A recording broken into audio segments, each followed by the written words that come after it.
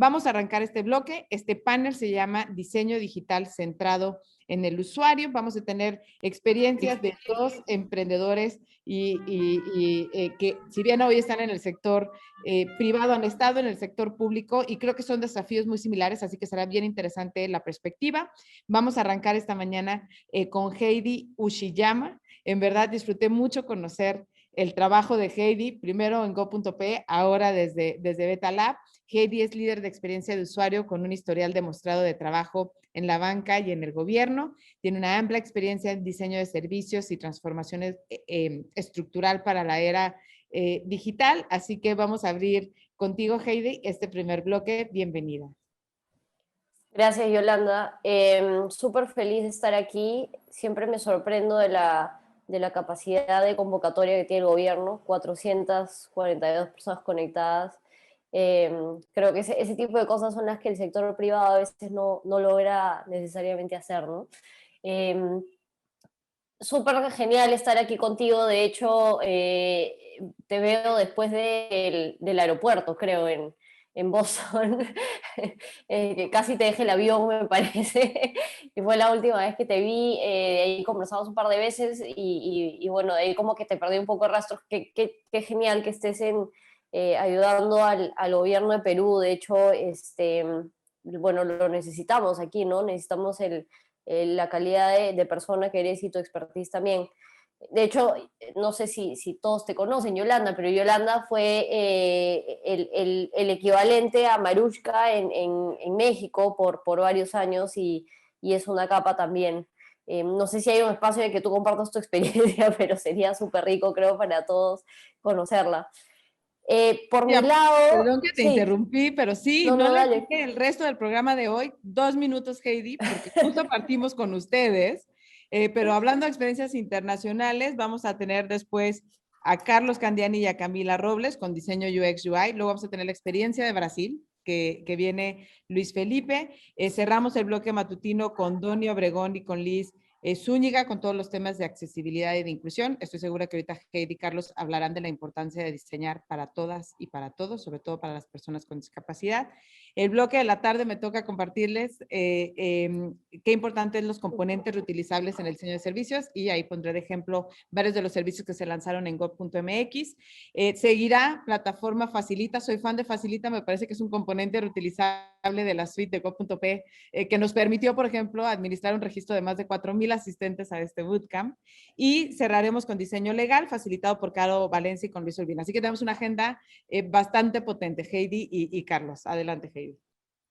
Genial, súper. Sí, de hecho estos espacios son súper ricos para compartir experiencias y está genial también. O sea, una de las cosas positivas, si algo se puede rescatar de la pandemia, es la posibilidad de escuchar experiencias de otros países también, ¿no? Que siempre son súper enriquecedoras.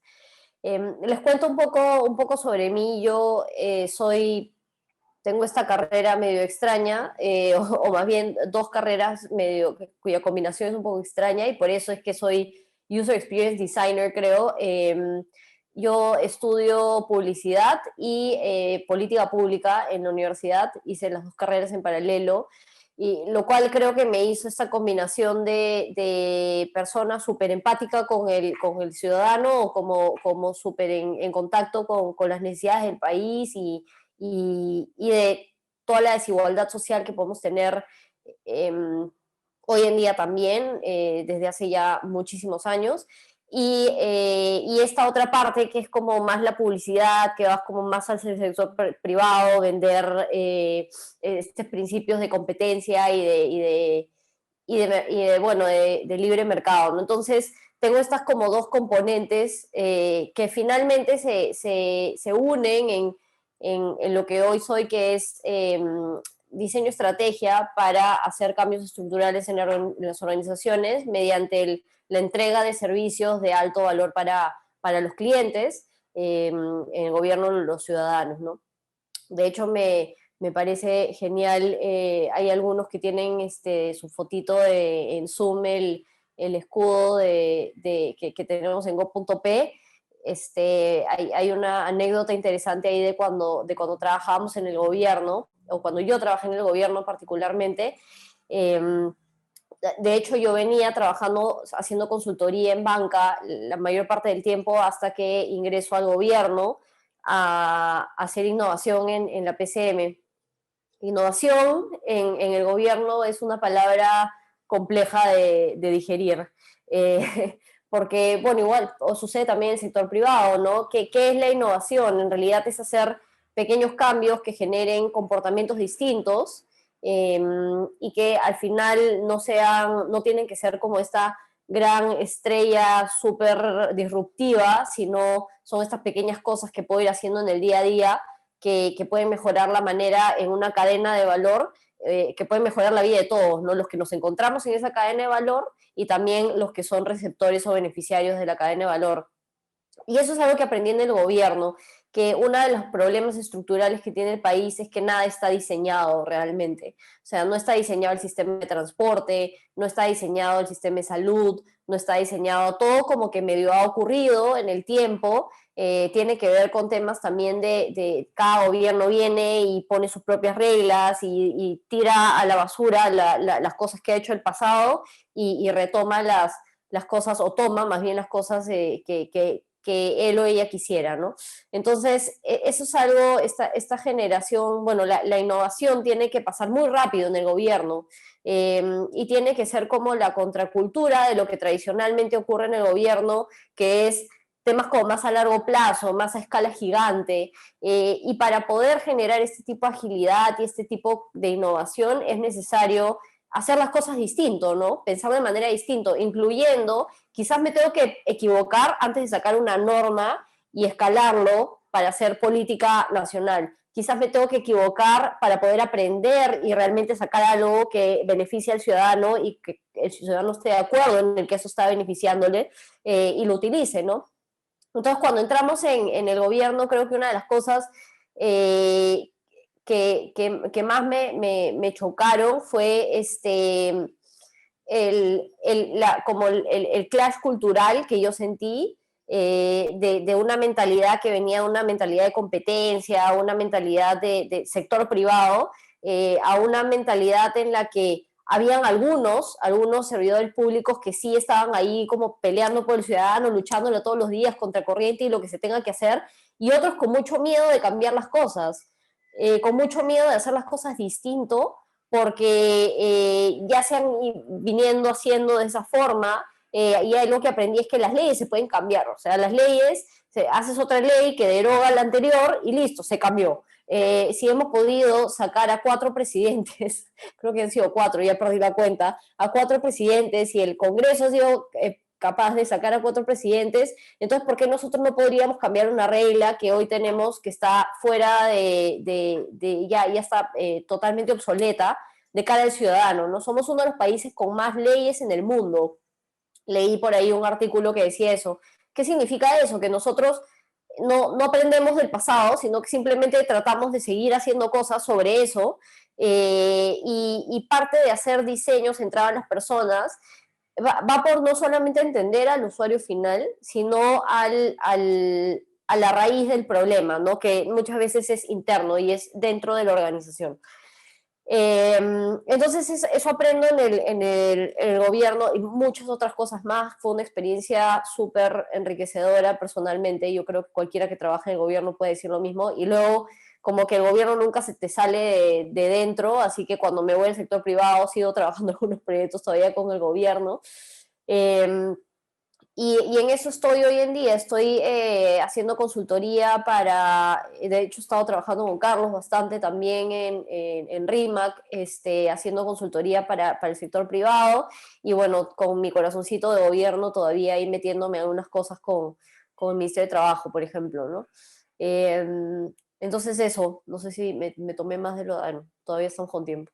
No, todo bien, todo bien. De hecho, estaba ahorita monitoreando con el equipo y dos precisiones. Y siempre en estos espacios es importante precisar. Uno, publicamos tu bio, Heidi, pero no publicamos la de Carlos. Entonces, me gustaría, antes de lanzar la segunda pregunta en este panel, presentarle a la audiencia a Carlos. Si me ayuda el equipo de coordinación, a que también le doy los buenos días y las gracias porque han sido días bastante intensos. Diego, si nos ayudas a poner la bio de Carlos, por favor.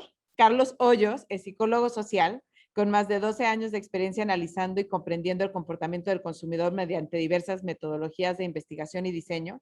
Ayer nos compartió el equipo de Go.p algunas de estas técnicas interesantes y ahorita nos puedes ampliar, ¿no?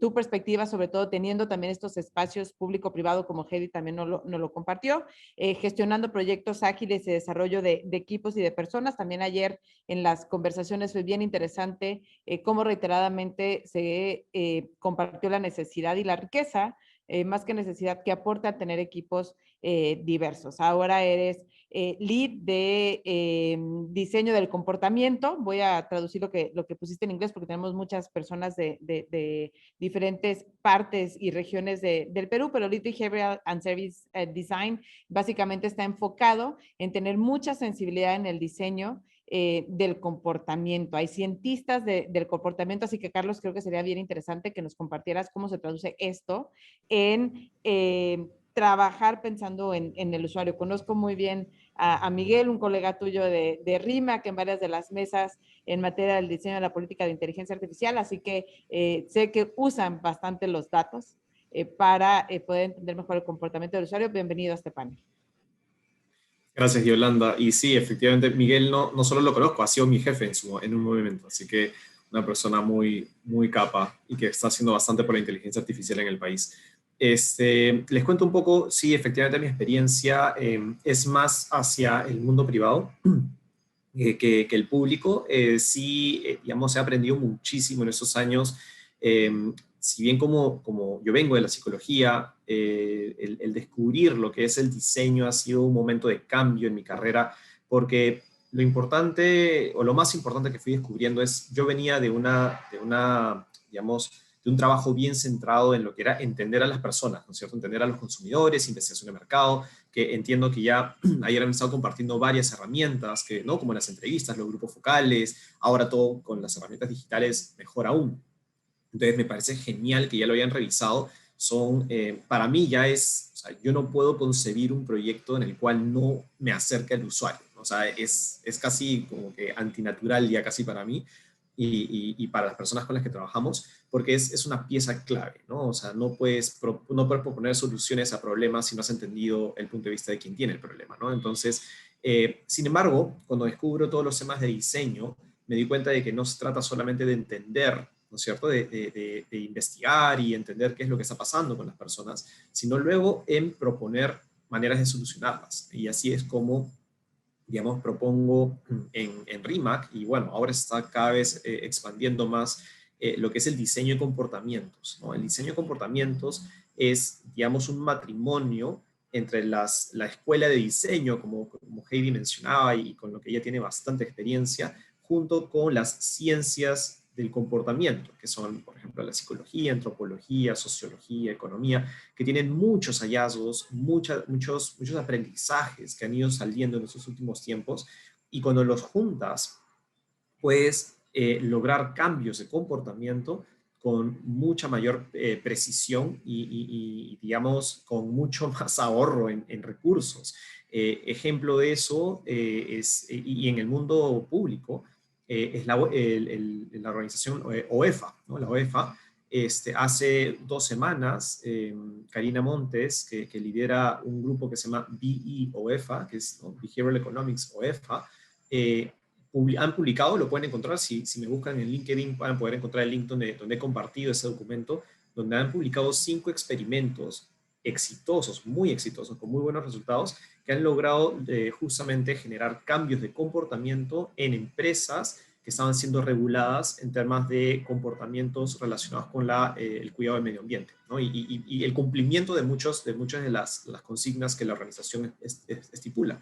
Entonces, lo que me encanta de ese ejemplo es que si bien en el mundo privado aplicamos diseño de comportamientos para, les pongo como ejemplos de lo que he podido implementar relacionado con cómo aumentar, o mejor dicho, cómo reducir la rotación de nuestra fuerza de ventas en RIMAC, por ejemplo, cómo aumentar la cantidad de personas interesadas en alguno de las comunicaciones o productos o servicios que estamos planteando, cómo aumentar la cantidad de personas que, por ejemplo, puedan afiliar sus tarjetas de crédito como medios de pago para evitar la morosidad, ¿no es cierto? Y que alguien se quede sin un seguro porque se quedó sin, no pagó y se quedó sin cobertura porque se olvidó. Entonces, hay muchos cambios de comportamientos que se pueden ir logrando con estas escuelas, estas técnicas de diseño, pero todas parten de entender a las personas y acercarte a ellas. Es decir, no tienes que ser un científico de comportamiento para diseñar pensando en el usuario, ¿no? Realmente el reto está en cómo comienzas, y lo que decía Heidi, el mundo privado y el mundo público tienen diferencias en el día a día, pero definitivamente creo que lo más importante es que los líderes sean los primeros que se compren esa tarea, ¿no? Sin ese apoyo desde arriba, sin ese apoyo desde el liderazgo, y lo he visto en RIMAC, teniendo ese apoyo es que toda la compañía ha hecho un movimiento de timón impresionante, y ya luego les contaré algunos ejemplos de cosas que hemos implementado pensando en el usuario. Excelente. Te escucho, Carlos, y reflexionaba sobre algo que también nos dijo Heidi, ¿no? El gran desafío que tiene cualquier organización, pública y privada, en el diseño, y algo que me gustaría que nos compartieran es cuál ha sido su experiencia en el proceso de conformar equipos, ¿no? Hemos escuchado muchos términos: cientistas de datos, investigadores de usuarios, diseño, ¿quién va a hacer las entrevistas? ¿Dónde encuentro esta persona que se llama cientista del comportamiento? Todas estas nuevas roles, ¿no? Y especializaciones que han surgido, yo diría que fuertemente en la última década. ¿Cómo encajo? Si yo estoy en una municipalidad, si yo estoy en un gobierno local, ¿cómo le hago si quiero empezar a conformar un equipo de diseño centrado en el usuario? ¿A quién le deben de reportar? ¿Cómo armo esa estructura? ¿Cuál ha sido su experiencia?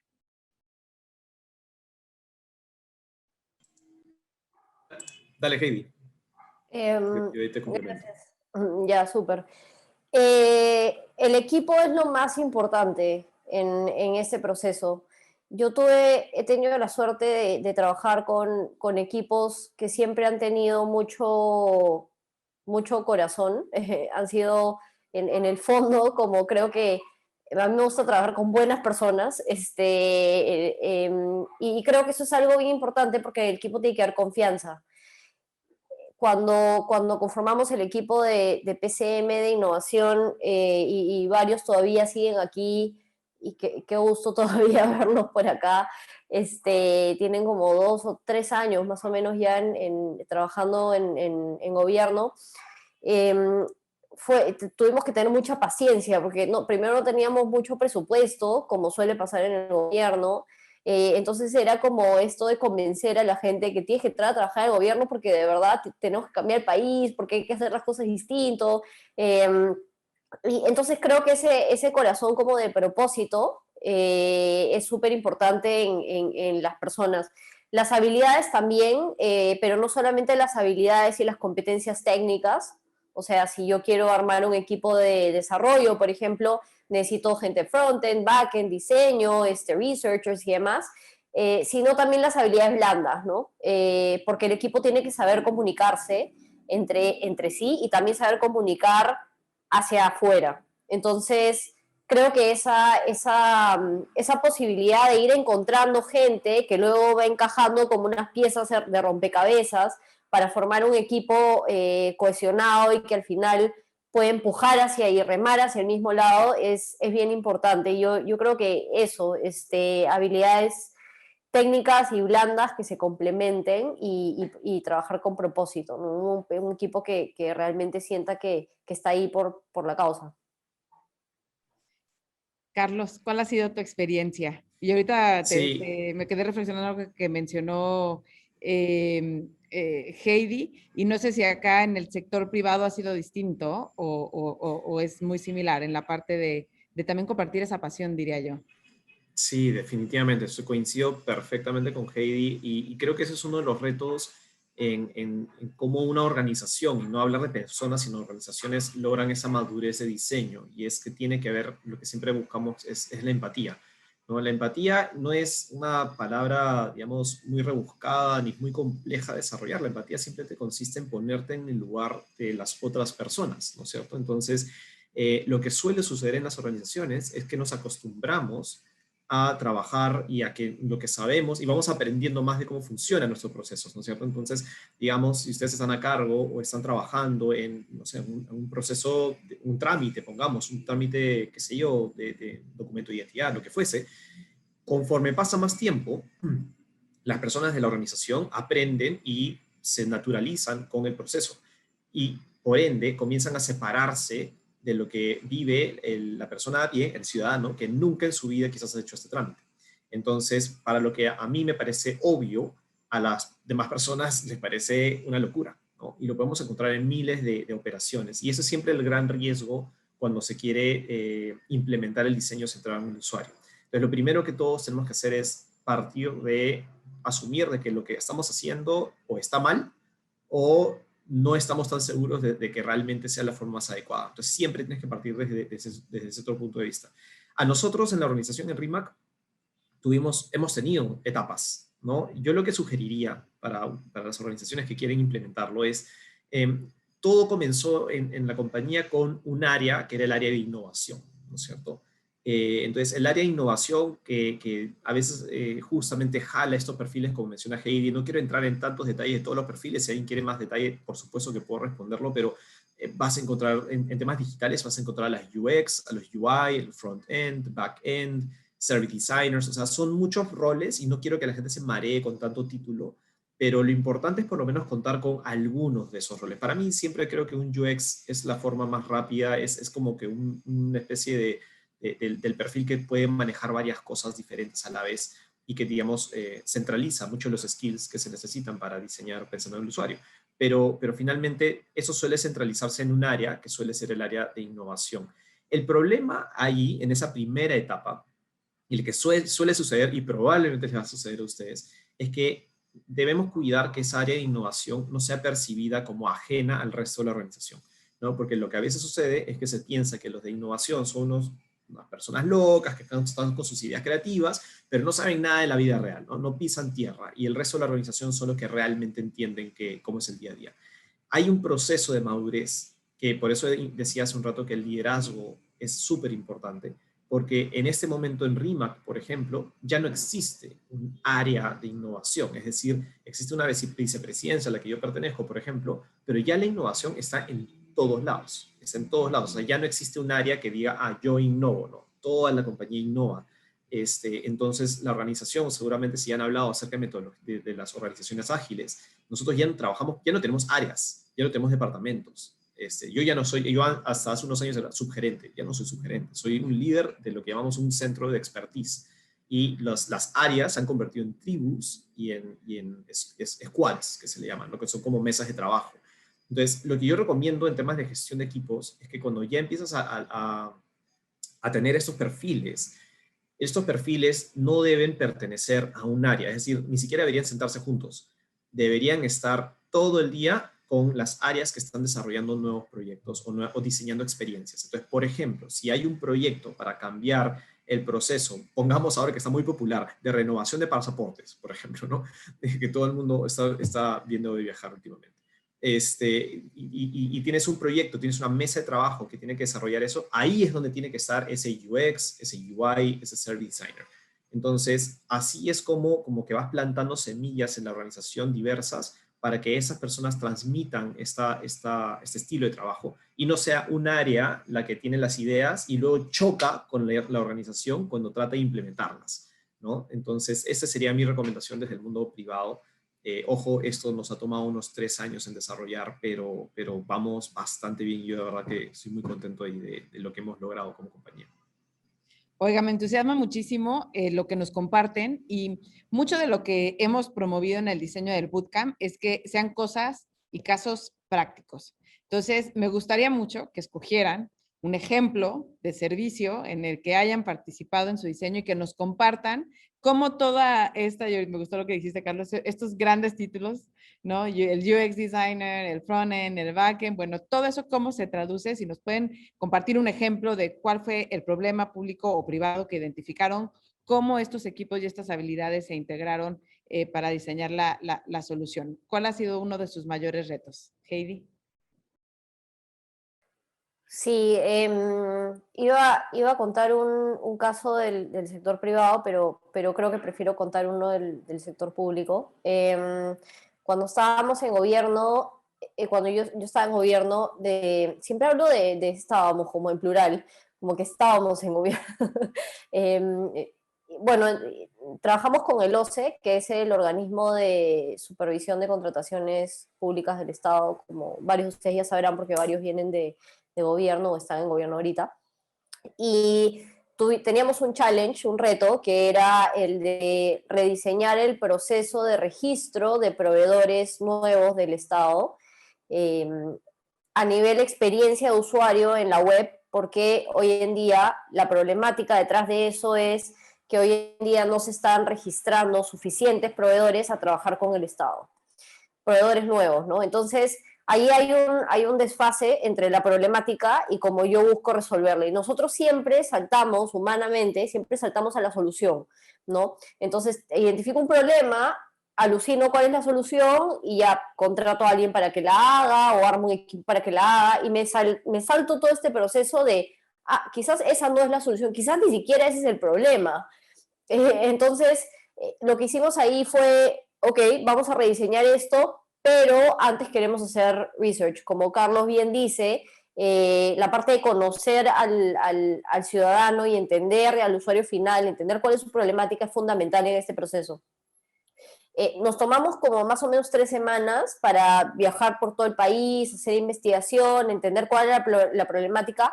Cuando entrevistábamos a proveedores del Estado, o a potenciales proveedores del Estado, empresas que todavía no se habían registrado a trabajar con el Estado o se habían registrado pero nunca habían ganado una licitación, por ejemplo, nadie se acordaba del proceso de registrarse como proveedor del Estado. O sea, no sé, no porque era súper fácil, sino porque no era tema. El tema era, no salí porque me ganó algún proveedor corrupto, no salí porque el alcalde es súper corrupto, no salí porque, o sea, todas eran quejas en torno como al problema endémico de corrupción del sistema y no necesariamente sobre el caso de UX per se, que el diseño, que es la punta del iceberg. Nosotros siempre vemos la punta del iceberg y tratamos de resolver eso, lo parchamos y seguimos adelante con nuestras vidas.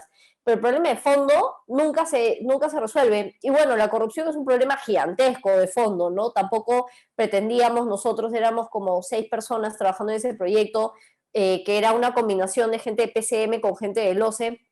No pretendíamos resolver el problema de corrupción en el país, pero creo que a veces tienes que afrontar el tema de alguna manera y no simplemente voltearte y hacer algo un poco más fácil, porque, no, este problema es gigantesco, muy difícil, ¿sabes qué? Ni lo voy a mirar, mejor me voy a voltear y voy a hacer otra cosa, ¿no? Entonces, nosotros decidimos encararlo y a sabiendas de que no lo íbamos a resolver, obviamente. Hicimos un proceso de diseño junto con el equipo del OCE, fue un proceso súper rico, la verdad, porque aprendimos mucho uno de los otros. El equipo del OCE eran abogados, era gente de comunicaciones, había un montón de gente que está ahí desde hace mucho tiempo y que tenía mucho conocimiento sobre cómo funcionaba el Estado, sobre cómo funcionaba el proveedor, la ciudadanía y todo. Y eso en combinación con los skills que nosotros traíamos, como más de metodologías, de conocimiento, de research y demás, creo que fue una combinación súper interesante y al final sacamos un producto que se llama el Buscador de Proveedores del Estado, que es una web que está enlazada a go.p, en donde tú buscas a cualquier proveedor del Estado y puedes ver si es que ha tenido penalidades, cuántos contratos ha tenido con el Estado. Entonces al final sacamos un producto que arma al ciudadano o a los medios o al gobierno mismo de la posibilidad de entender con transparencia cuál es el estado de un proveedor, ¿no?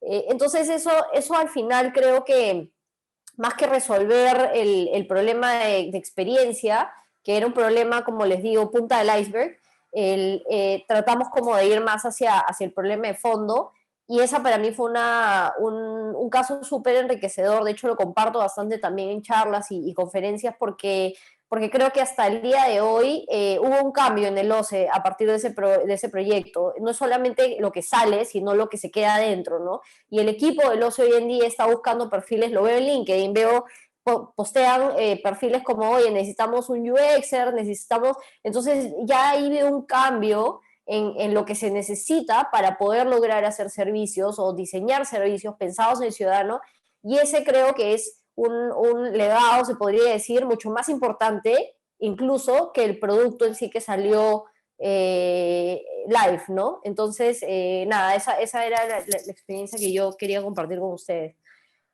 Qué buena experiencia, Heidi. La disfruté mucho y justo me quedé pensando en lo importante que es compartir con todas y con todos cuáles son estas características de estos nuevos roles que cada vez son más comunes en las organizaciones. Y me parece ahorita, Carlos, si nos compartes, nos diste pequeñas pinceladas en tu intervención anterior que me gustaron mucho, de ya no existen roles como gerente o subgerente o la división tal, ¿no? Sino que hoy trabajamos por producto. ¿Qué quiere decir eso? Si nos puedes contextualizar un poco más con un ejemplo, me pareció muy interesante, porque es un gran desafío para el gobierno pensar en que a lo mejor ya no haya ministerios, sino equipos de trabajo multidisciplinarios que trabajen sobre problemas de política pública que se prioricen, ¿no? Me parece buenaza tu pregunta, Yolanda, y más aún tu idea de que no existen ministerios. Estoy seguro que muchas de las personas que te pueden haber escuchado acaban de sentir una sensación de angustia dentro, probablemente por la idea, y lo que quiero decir es, si sintieron esa angustia, es que probablemente sería una buena idea.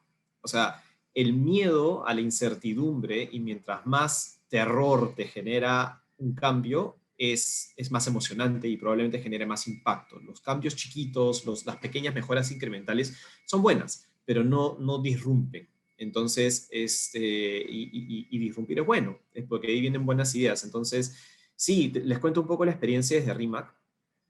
La compañía, como decía, yo tengo 10 años en la compañía, tengo mucha suerte de haber visto cómo una empresa ha cambiado. Creo que creo que no hayan muchos profesionales que hayan podido ver un cambio tan fuerte en una sola organización, porque me daba esa ansiedad cuando uno dice o piensa, oye, ¿qué pasa si ya no hay ministerios? Ok, si tú me preguntabas hace 7 años, oye, ¿qué va a pasar si ya no hay áreas? Tú ya no vas a tener ni siquiera tu sitio físico, ¿no es cierto? Porque a ese punto llegamos. Bueno, ahora con la pandemia, peor todavía. Pero desde antes de la pandemia nosotros ya éramos nómades. ¿Por qué? Porque, por ejemplo, gerentes se quedaron sin oficinas, que tenían oficinas gigantes con secretaria y todo, se quedaron sin nada. Porque nos dimos cuenta que teníamos que movernos mucho, teníamos que ser ágiles. Entonces, la forma como ahora la compañía opera es pensando justamente en el cliente. Entonces, básicamente tenemos estas tribus que mencionaba que están basadas o han sido construidas en base a los negocios que manejamos, pero cada tribu ya no tiene como antes, por ejemplo, ¿no? Podríamos haber pensado en el área de cobranzas, el área comercial, el área de marketing y así, ¿no es cierto? Y todos juntitos en sus propias ideas. Ya, ahora ya no es así. Ahora lo que ocurre es, ok, ¿cuál es el objetivo que queremos sacar adelante? Entonces, les voy a poner un ejemplo de un caso real, un caso de la vida real, en RIMAC, que además por el cual estamos muy orgullosos también. Y es que antes de la pandemia ya estábamos pensando que cómo podemos crear un producto que sea totalmente diferente a lo que estamos acostumbrados, ¿no? Que no sea un seguro tradicional, etcétera, etcétera. Entonces, lo primero que se hizo fue asignar o construir este concepto que dije, que son las mesas de trabajo que le llamamos los squads, o escuadrones, si quieres ponerlo en español, ¿no? Entonces, el squad o la mesa de trabajo no es un equipo de marketing, no es un equipo, ¿no? Es una mesa en donde se sienta una persona de marketing, por ejemplo, una persona, un UX, ¿no? Un diseñador, un service designer, una persona del negocio, o sea, que tenga mucho conocimiento de dónde viene, o sea, digamos, más tradicional si quieres, ¿no? Entonces la innovación no tiene que ser ajena a lo tradicional, porque es bueno tener esa experiencia en la mesa, ¿no? Una persona de tecnología y así, ¿no? Tú vas definiendo, ok, quiénes necesito, qué perfiles necesito para que eso se haga. Entonces, en cierta forma, estás como creando una mini empresa, como una mini startup, ¿no? Entonces, la misión que tiene esa mesa es tú tienes que crear un producto nuevo y tienes que lograr estos objetivos de ventas, etcétera, etcétera. Y hay un líder, ¿no? Que se llama el product owner o el dueño del producto. Pero ese líder no es ni siquiera el mayor, ¿no? La persona de mayor edad. Hay líderes que son muy jóvenes. No es el que más sabe, no es el que más años tiene en la compañía y es el no. Es la persona que puede lograr esa empatía y puede generar esa sinergia en el equipo. Es un líder realmente, pero que tiene una visión de negocio. Entonces, Así se conforman en RIMAC. Actualmente ni siquiera podría enumerarte cuántas meses de trabajo tenemos. Y de verdad, casos de éxito de implementaciones hay innumerables. RIMAC se ha digitalizado muchísimo desde antes de la pandemia y podría pasarme todo el día hablando sobre esos casos, pero este en particular fue uno que fue muy emocionante porque disrumpió, como tú misma decías, Yolanda, o sea, la pregunta fue, ¿tiene que ser un seguro? Y todos nos quedamos como que, no, aguanta, pero esto es una empresa de seguros, ¿cómo no va a ser un seguro? Estamos regulados por la SBS, o sea, no, pues no te pases. Pero lo que justamente sucedió cuando fuimos al mercado y fuimos a conversar con las personas, a ver qué necesidades habían, todo, queríamos que fuera en el entorno de la salud.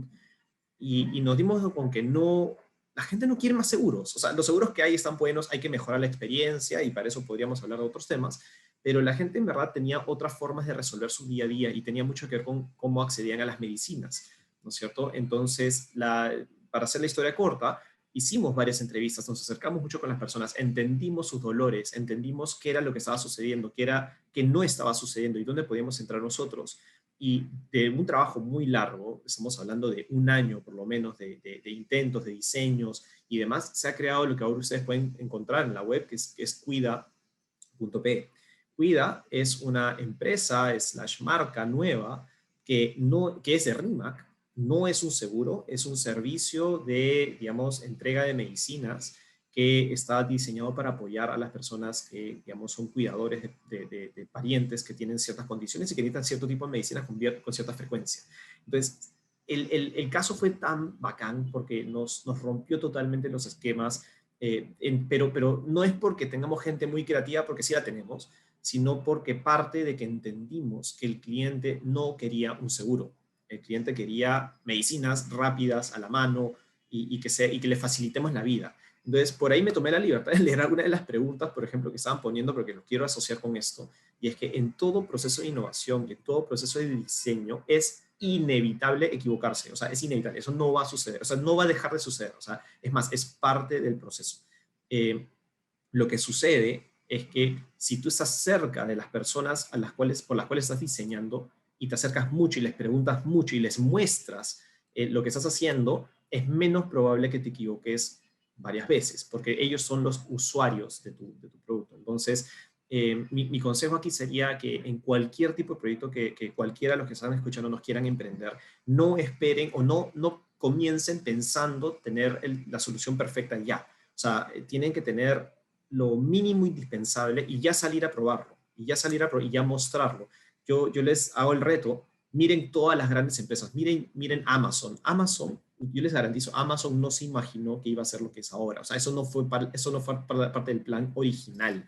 Amazon comienza como un sistema de almacenaje y luego pasa a vender libros y ahora es lo que es. O sea, no diseñen la perfección, diseñen la resolución del problema lo más mínimo posible y salgan a usarlo, salgan a presentarlo. No tiene que estar perfecto, se van a equivocar, eso es parte de, ¿no?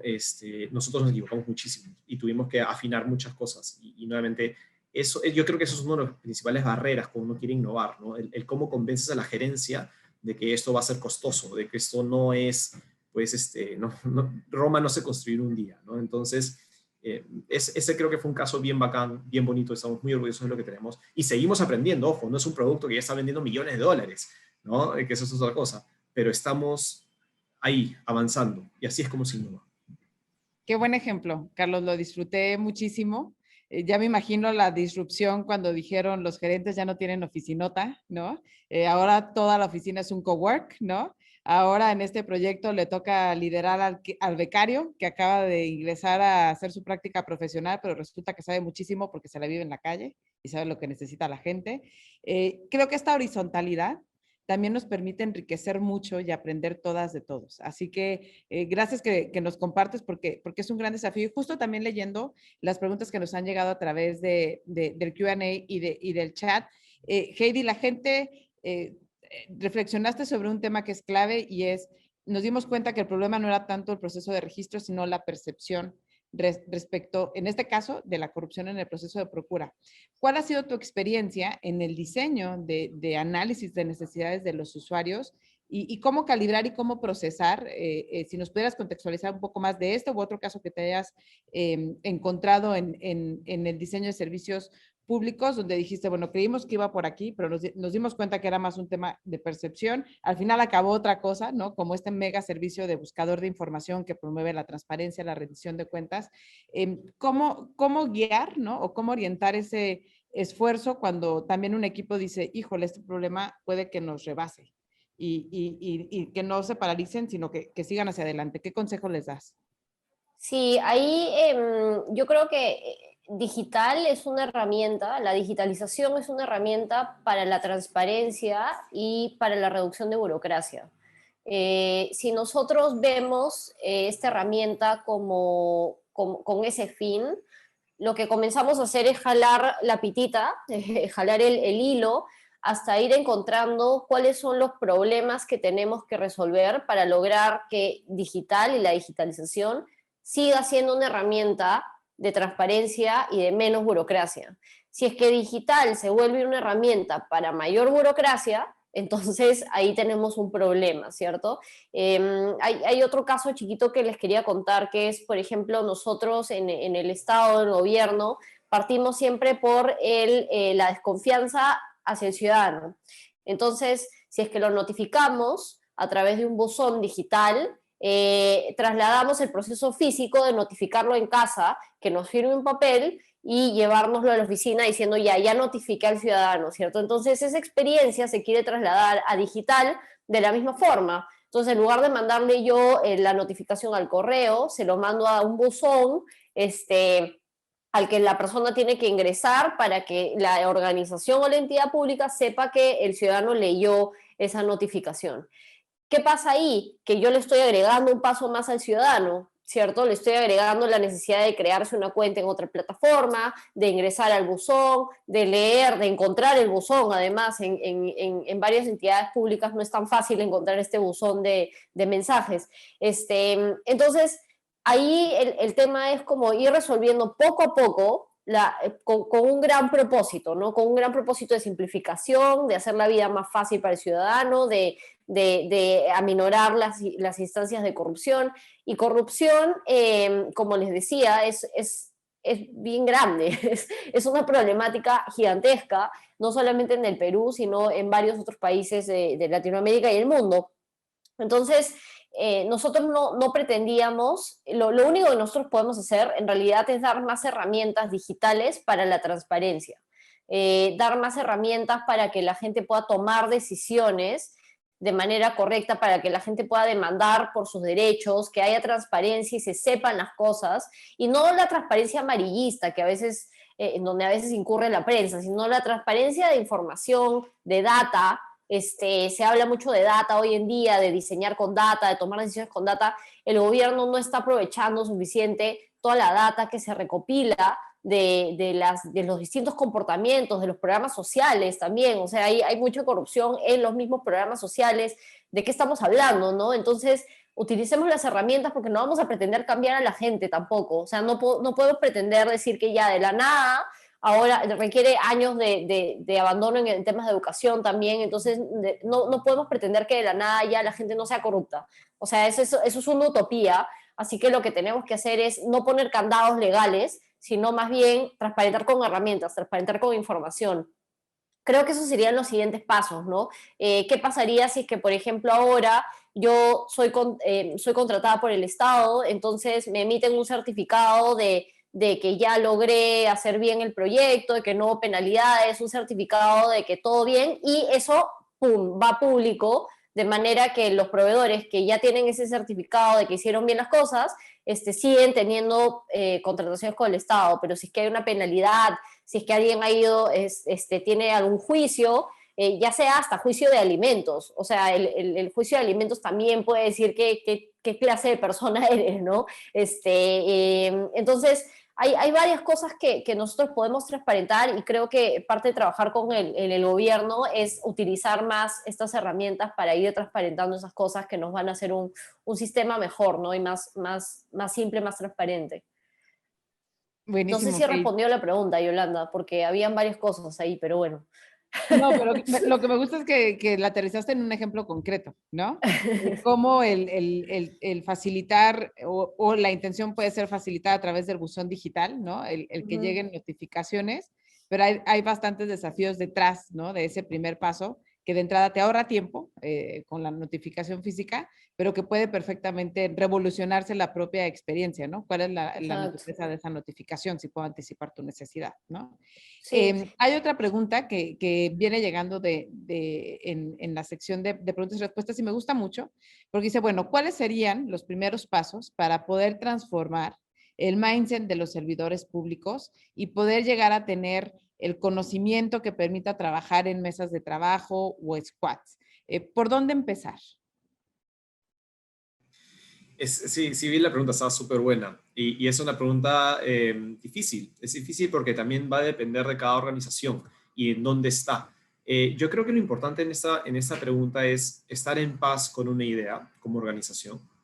Y es que quizás no todos se la van a comprar. Es decir, no todos van a estar convencidos o no todos se van a sentir cómodos. Es decir, un cambio, cualquiera sea, siempre es difícil, y eso tiene mucho que ver con nuestra psicología como seres humanos, y es que los cambios nos generan miedo, nos generan incertidumbre y nos genera esa suerte de sensación de qué es lo que va a pasar, y a nosotros no nos gusta la incertidumbre, no nos gusta la ansiedad. Entonces, no esperemos que la gente reciba el cambio con los brazos abiertos. Eso es utópico, ¿no? No hay trucos psicológicos para tratar de hacer que la gente esté contenta con todos los cambios que ocurran. Lo importante de un cambio, y eso lo vimos nosotros, y yo me incluyo entre las personas que al inicio tenían miedo y no estaban tan convencidas, a pesar de que trabajo en esa industria, lo más importante es, insisto, en el líder, ¿no? El líder es la persona que tiene que poner el norte, es como que es ese capitán de barco que estás en plena tormenta y con toda la confianza del mundo dice, vamos de frente y ya resolveremos qué pasa en esa tormenta, pero tiene que transmitir esa confianza. Y fue lo que nos pasó a nosotros, ¿no? O sea, el cambio no fue fácil. Al inicio hubo muchas dudas, obviamente las cosas no siempre salen como uno espera al inicio, entonces todas las personas que no estaban contentas comienzan a quejarse y demás. Y ahí creo que hay varias formas de manejar la situación, ¿no? Y por eso decía, hay que estar en paz con un concepto. Algunas personas estarán más abiertas al cambio y estarán más entusiasmadas con las cosas que se pueden lograr, y algunas personas no. Para las personas que no estén tan entusiasmadas, la mejor forma inicial es este, evidencias. O sea, ¿por qué estamos haciendo esto? Entonces, si nos compramos el propósito de la organización, que en este caso, más si estamos hablando de espacios gubernamentales, hay un propósito inmenso, que es el bienestar del ciudadano. O sea, imagínense, ustedes quizás, algunas personas no se han tomado el tiempo de pensar, pero lo que puede significar hacer un trámite que antes requería horas, quizás medio día, de ir a un lugar, morirte de calor, morirte de frío y hacer el trámite, y ahora lo puedes hacer desde tu casa, con toda la tranquilidad del mundo. O sea, esa paz mental que le estamos dando a los seres humanos es maravilloso. O sea, es realmente gratificante, y eso es un propósito que se tiene que poner sobre la mesa. Y luego, si el cambio que estás haciendo está generando ese impacto, hay que mostrárselo a estas personas que no están muy contentas, ¿no? Porque definitivamente eso va a suceder. Ustedes lo que tienen que hacer es siempre buscar hacerle la vida más fácil al ciudadano, y con eso van a tener muchas recompensas. Y en el caso de que aún así las personas sean reacias, acá viene mi consejo un poquito más duro, un poquito más difícil, es como líderes de organización tienen que pensar si realmente tienen el equipo adecuado, ¿no? A veces, y ha pasado en RIMAC, y en varias compañías, a veces hay gente que simplemente no se adapta, no es lo que quieren, no se sienten cómodos con este ritmo de trabajo. En RIMAC ahora trabajamos de una manera muy rápida, muy acelerada. O sea, yo recuerdo cuando entré a RIMAC todo era mucho más tranquilo, había más protocolos. Ahora es una locura día tras día, antes de la pandemia. Y hay gente que no le acomoda eso. Hay gente que no le gusta esa cultura en la empresa. Entonces, está bien que se vayan. Está bien, no pasa nada. O sea, no es como que eres un incompetente. No, está bien. Esta empresa ha cambiado de cultura, ha cambiado de ritmo de trabajo, y a ti no se te acomoda. Puedes retirarte, no hay ningún problema, ¿no? Y ese romper ese miedo a me van a despedir, me van a votar, tengo que despedir a alguien, o sea, hay que superarlo, porque no es saludable quedarte con personas que están siendo, digamos, miserables con tu forma de trabajar, porque tú le estás haciendo la vida horrible y ellos te van a hacer la vida horrible a ti. Entonces, es como una relación de pareja, ¿no? Si no está funcionando hay que separarse. Entonces, ese sería mi segundo consejo. Es un poquito más duro, y sé que en el Estado es muy diferente que en el mundo privado, donde quizás las relaciones laborales se pueden manejar de otras maneras, pero me parece muy importante porque ya cambiar, ya innovar, ya disrumpir es lo suficientemente difícil como para encima tener que cargar a personas que no quieren hacer este cambio. Entonces, si no se lo han comprado con todas las evidencias, con todo el propósito que tú estás mostrando y tu visión como líder, no vale la pena seguir avanzando quizás con esas personas porque solo van a retrasarte más. Espero no haber sonado muy duro.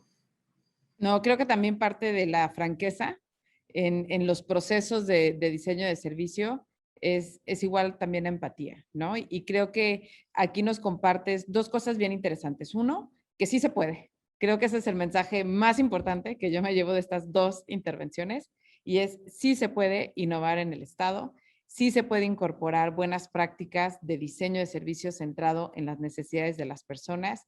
Me pareció súper interesante el approach que ambos nos compartieron, ¿no? Convencer con evidencia, ganarse esa empatía y ese seguir, ¿no? A quien nos esté compartiendo una visión distinta de abordar hasta la supervivencia de la organización. Me encantó el ejemplo de RIMAC, ¿no? Cuestionarse que no es el tema de los seguros, que a lo mejor eso originó que se fundara la empresa, no sé cuántos años lleve, ¿no? Pero de entrada ha ido evolucionando y lo mismo pasó con Amazon, ¿no? Arrancó con A y ahorita es B y mañana va a ser otra cosa en el espacio. ¿Qué es lo importante? Tener esa capacidad y esa curiosidad, le llamaría yo, de siempre estar muy atento a lo que las personas necesitan. ¿Cómo ha evolucionado esa propia necesidad? ¿Qué nuevos problemas están teniendo? Y sobre todo, ¿qué podemos hacer como organización, ya sea pública o privada, para atender esa necesidad? En el caso de la gestión pública, y lo veo por los diferentes comentarios que han estado llegando, también creo que el mensaje aplica. Tan se puede que hoy estamos aquí en un bootcamp con más de 1000 personas conectadas, aprendiendo diferentes metodologías de diseño y de innovación digital. Está Go.p con una tracción en cuanto a número de millones de visitas que reciben todos los días como único punto de acceso digital. Y a lo mejor hace algunos años era imposible pensar que se pudieran unificar todos los sitios de gobierno y hacer la vida más fácil a la persona con algo impecablemente bien diseñado, con información en un lenguaje muy ciudadano. Y hoy está aquí, nos lo presentaron el día de ayer, nos presentaron cómo se hacen esas investigaciones. Heidi nos acaba de compartir cómo empezaron queriendo resolver una experiencia y acabaron teniendo un producto que atendía a otra necesidad, cómo fortalezco los temas de transparencia y de rendición de cuentas. Entonces, varias lecciones que me encantaron de esta sesión, ¿no? Uno, que lo digital es transversal y aprovechemos esa transversalidad para innovar, ¿no? Para seguir fomentando que hoy estemos teniendo esta convergencia, personas de diferentes rubros, sector público, sector privado, diferentes regiones del Perú, que comparten esa misma curiosidad y entusiasmo por aprender nuevas habilidades, por trabajar de manera distinta y empezar por lo chiquito. ¿Qué puedo hacer hoy con mi equipo de trabajo? ¿Qué pasa si descubro que no tengo ningún diseñador? Pues a lo mejor puedo pedir un practicante en una universidad cercana que venga y me aporte a esto que parece muy complicado, que es pagar impuestos, ¿no? Y a lo mejor porque nunca, siempre hemos sido contadores, entonces tenemos un poco de ceguera de taller y no hay más diversidad en el equipo. Creo que aquí nos llevamos muy buenas lecciones de cómo incorporar estos nuevos perfiles, estas nuevas habilidades, cómo perder el miedo a experimentar. Y yo les diría cómo también ir subiendo al barco a todas y a todos, ¿no? Siempre hay innovadores y innovadoras y emprendedores y emprendedoras en el sector público, siempre. Yo lo he vivido toda mi vida, desde que estaba en Zapopan, luego en el gobierno federal, cuando me fui al Banco Interamericano de Desarrollo, ahora como asesora internacional, y lo disfruto mucho, porque siempre hay gente que quiere probar las cosas, que quiere experimentar, y hay que hacer network y hay que hacer redes con esas personas, con esos que están dispuestos a tomar el riesgo y a decir, a ver, sí, yo sí le quiero apostar a trabajar de manera distinta. Entonces, en ese sentido, motivarlos. Para eso se creó el Laboratorio de Gobierno y de Transformación Digital en la Secretaría de Gobierno Digital como este espacio de experimentación, y con esto cerramos esta intervención. Se vale experimentar, se vale probar, se vale compartir lo que sí funcionó y lo que no funcionó. Para esto se diseñó este bootcamp. Yo les agradezco muchísimo, Heidi y Carlos, lo que nos compartieron. Creo que fueron experiencias muy prácticas y tangibles de lo desafiante que puede ser, pero también de lo gratificante que es cuando ves a Cuida.p, ¿no? Y que atendiste la necesidad de una persona. Cuando ves, Heidi, estoy segura, tu servicio de buscador de proveedores y cómo eso fortaleció la transparencia y la rendición de cuentas. Yo les agradezco muchísimo. Bicentenario del Perú, 2021. Gobierno del Perú.